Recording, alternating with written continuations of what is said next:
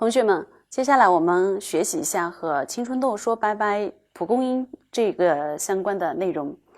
要点中的话，它记载的话，蒲公英是来源于菊科植物蒲公英、碱地蒲公英，还有桐属它里边的一些植物的干燥全草。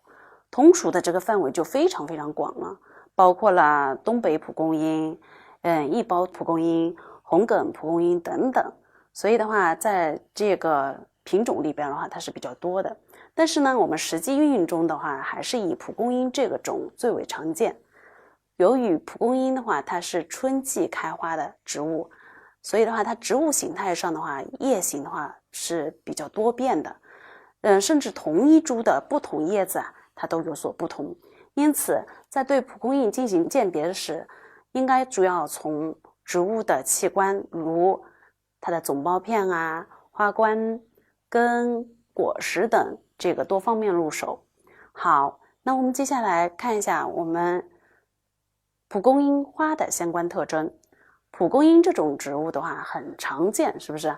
看到小朋友用嘴吹一下，就是一朵朵小伞一样的飞走，这场景太熟悉了，勾起了我们多少回忆。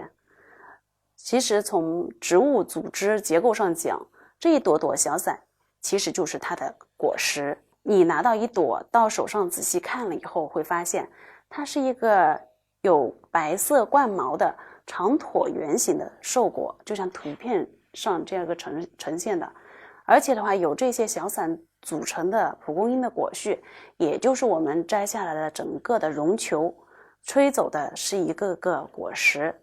那这些小果其实是由一朵朵小花发育过来的，这些小花组成形成了头状花序，这是菊科共有的特征。看到图中的这个特征，大家是不是很容易联想到向日葵菊花呀？对呀，这些都是菊科植物，都有头状花序，因此它们非常相似。蒲公英的话，它入药部位是干燥全草。我们说全草植物一般都是什么时候采收的呀？枝繁叶茂的时候采收，蒲公英也不例外。因此它的果序在药材里边是不大常见的。相对而言，它的头状花序是一个很重要的鉴别特征。从图上我们可以看出，它这个花序的话是长在一根花茎上花茎的话是有一到数条，每条茎顶上长了一个头状花序。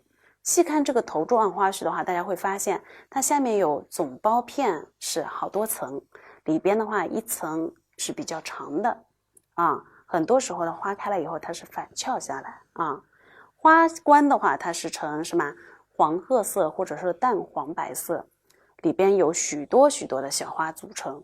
蒲公英的这一些小花都是舌状花，相对应的话大家还有一个概念叫管状花，我不知道大家有没有听过，我给大家介绍一下。向日葵的话大家其实应该很熟悉，是不是？大家看这张图片，它看着像一朵花，有漂亮的边上有漂亮的花瓣一圈，还有中间的花心，是不是让人误以为它是一朵花，其实它是有很多很多小花组成的一个花序而已，不是单独的花。外面一圈比较漂亮的像舌头一样往外面伸的这个花冠就是舌状花，而中间的话没有这样子的特征的比较细长的就是管状花。从图中我们也可以看出，它的管状花是占了比较大的一个比例的，而我们平时吃的瓜子就是这个管状花发育过来的。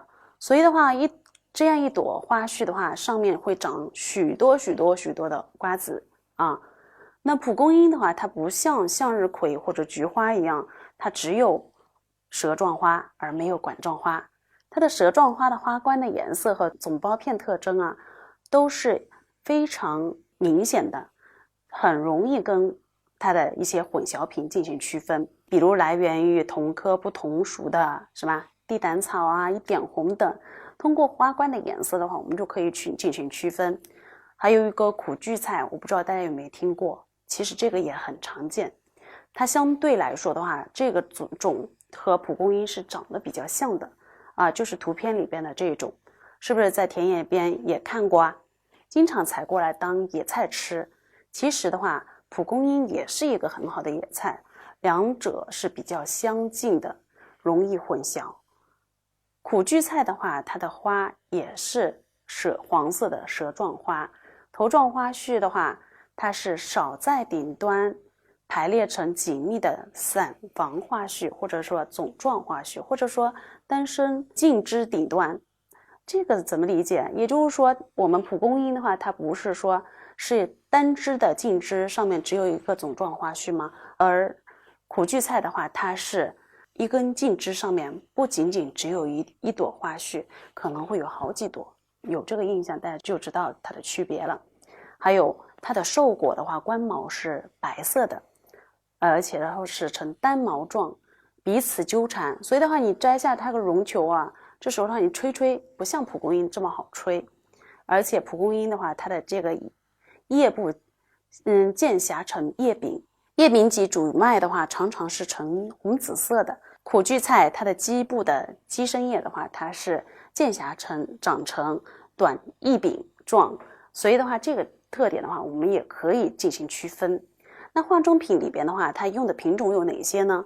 除了蒲公英之外的话，还有华蒲公英、碱地蒲公英、欧蒲公英这些品种。好，本节知识点就介绍到这里。